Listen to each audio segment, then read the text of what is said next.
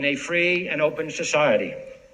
And we are, as a people, inherently and historically opposed to secret societies, to secret oaths, and to secret proceedings. We decided long ago that the dangers of excessive and unwarranted concealment of pertinent facts far outweighed the dangers which are cited to justify it. Even today, there is little value in opposing the threat of a closed society by imitating its arbitrary restrictions.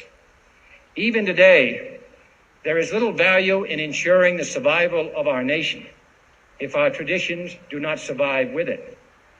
And there is very grave danger that an announced need for increased security will be seized upon by those anxious to expand its meaning to the very limits of official censorship and concealment.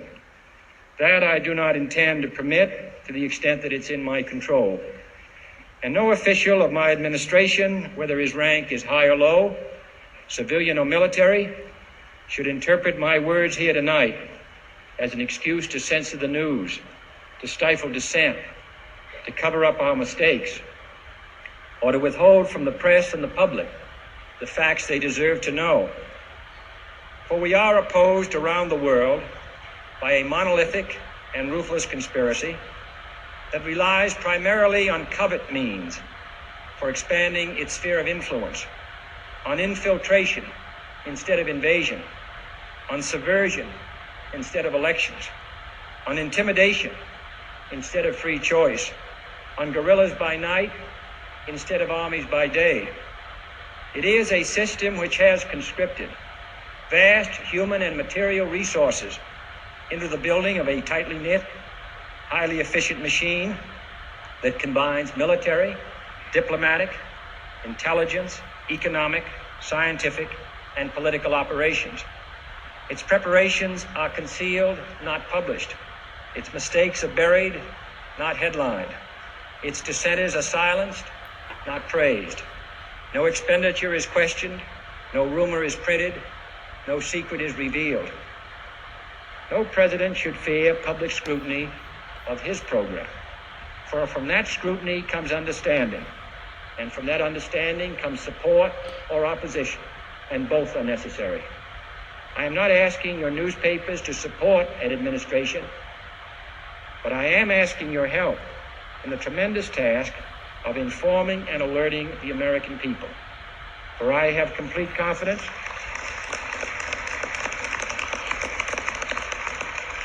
in the response and dedication of our citizens whenever they are fully informed. I not only could not stifle controversy among your readers, I welcome it. This administration intends to be candid about its errors. For as a wise man once said, an error doesn't become a mistake until you refuse to correct it.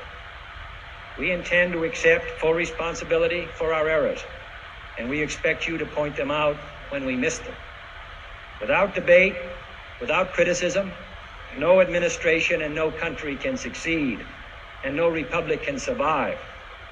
That is why the Athenian lawmaker Solon decreed it a crime for any citizen to shrink from controversy. And that is why our press was protected by the First Amendment, the only business in America specifically protected by the Constitution, not primarily to amuse and entertain, not to emphasize the trivial and the sentimental, not to simply give the public what it wants, but to inform, to arouse, to reflect, to state our dangers and our opportunities, to indicate our crises and our choices, to lead, mold, educate, and sometimes even anger public opinion. This means greater coverage and analysis of international news, for it is no longer far away and foreign, but close at hand and local.